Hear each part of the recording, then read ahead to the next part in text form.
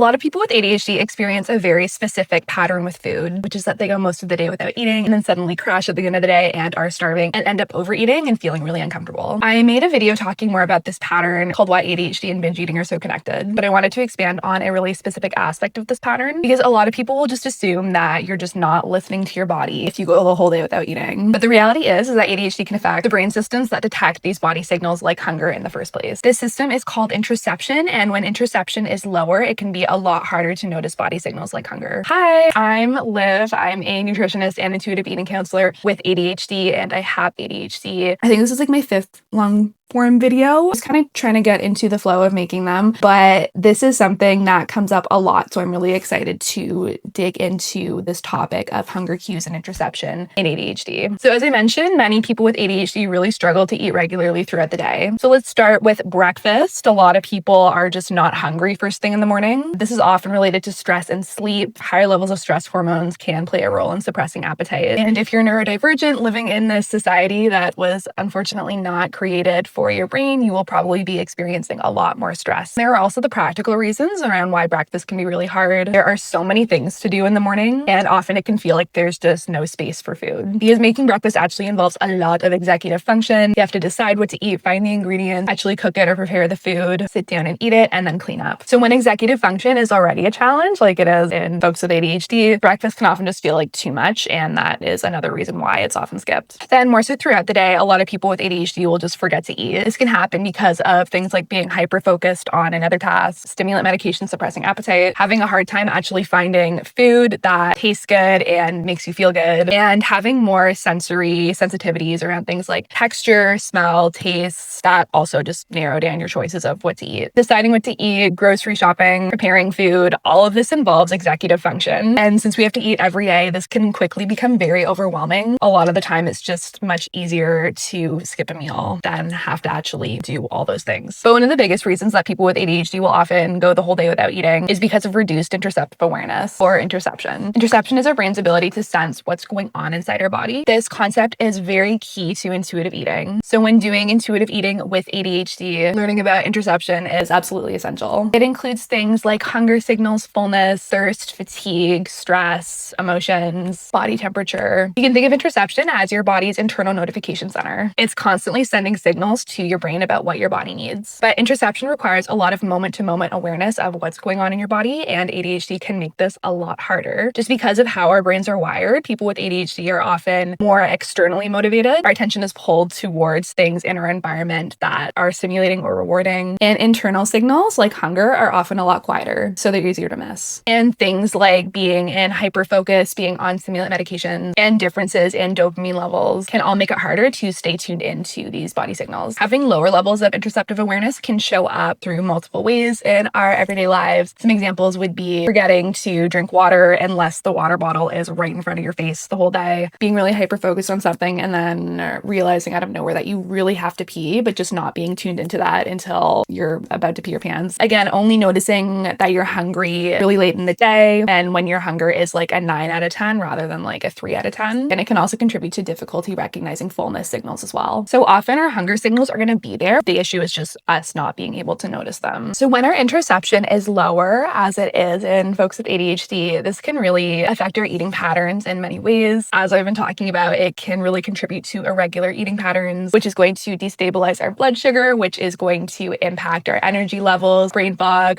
make our ADHD symptoms a lot worse. It can contribute to binge eating and feeling out of control around food. And if this pattern goes on long enough, it can really contribute to burnout as well. A lot of nutrition, and especially intuitive eating advice, will just say, listen to your body. But that advice is very neurotypical because it assumes that your body signals are easy to hear. And for many people with ADHD, they're not. The good news is that interoception is something that you can strengthen over time. It's kind of like a muscle. These are some ways that you can support it. So going back to breakfast, eating breakfast if you can. When we eat earlier in the day, this is going to stabilize our blood sugar levels first thing and really set up our energy levels throughout the whole day. And this is also going to play a huge role in our appetite too, because the more we eat breakfast and the more regularly we eat, the more regular appetite will become over time. With breakfast, it really doesn't have to be a huge meal. If you can't handle that, eating something small is going to be so much better than nothing. Ideally, something with protein and fiber, but like Again, anything over nothing. Some small, easy things could be like a protein shake, berries and yogurt, toast with peanut butter, granola bar, fruit and nuts, boiled eggs and toast. The next thing is regular eating. Aiming to eat throughout the day when possible, ideally every 3 to 4 hours. Again, doesn't have to be a huge full meal.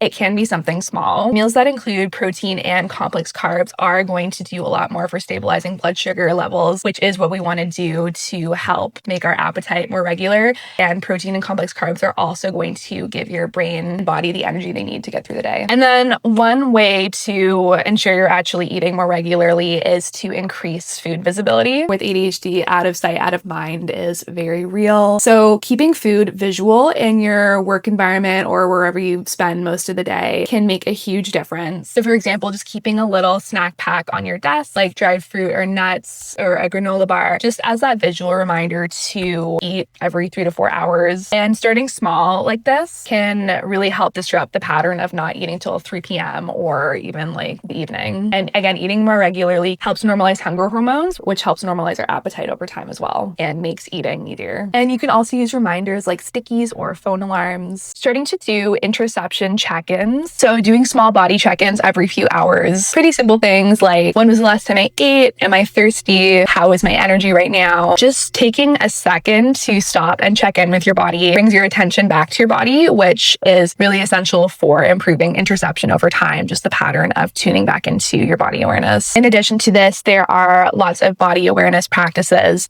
that really will help with building interoception too. So pretty much anything that brings your attention into your body, things like stretching, dancing, exercising. I really like YouTube breathing videos. You can find them for like 5 minutes. And same with meditations, just searching like short ADHD friendly meditation, that kind of thing. Even small moments like a stretch break can really help you reconnect with your body. And the more you do this, the stronger you build that muscle. And practice noticing body signals while eating. So before eating, just noticing things about your meal or snack, like how it looks, how it smells, temperatures, the texture, and also notice how your body is responding to this food. So right before you eat, just notice, is your mouth watering? Is your stomach growling? Does your stomach feel empty? And also noticing how your ADHD symptoms are before eating versus after eating. Are you able to concentrate better after eating? Is your brain fog really bad before eating? Do you feel like you have more energy after eating? And how is that being reflected in what you're doing? For this, I would recommend experimenting without a phone or a screen. Not for every meal. If you like to eat in front of a screen, I love to eat while watching TV sometimes, but not looking at a screen for every meal is just going to be really helpful for improving the skill. I love to listen to audiobooks and podcasts and relaxing music while I'm eating.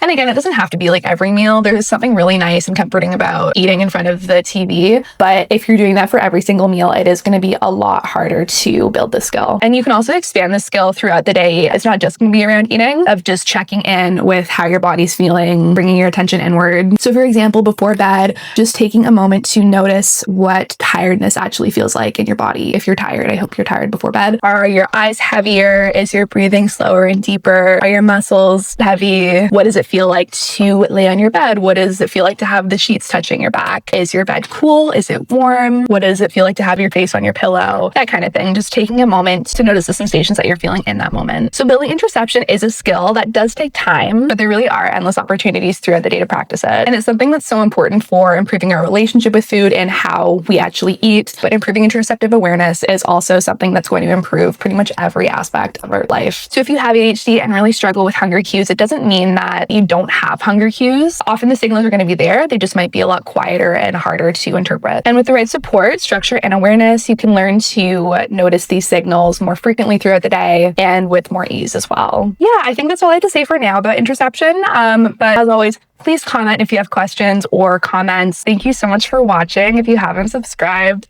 please subscribe. If you haven't liked, please like, because it really does help me. It really does help this video perform better. And if this video performs better, then I can make more videos like this. So thanks again so much for watching. And I will be back as soon as possible.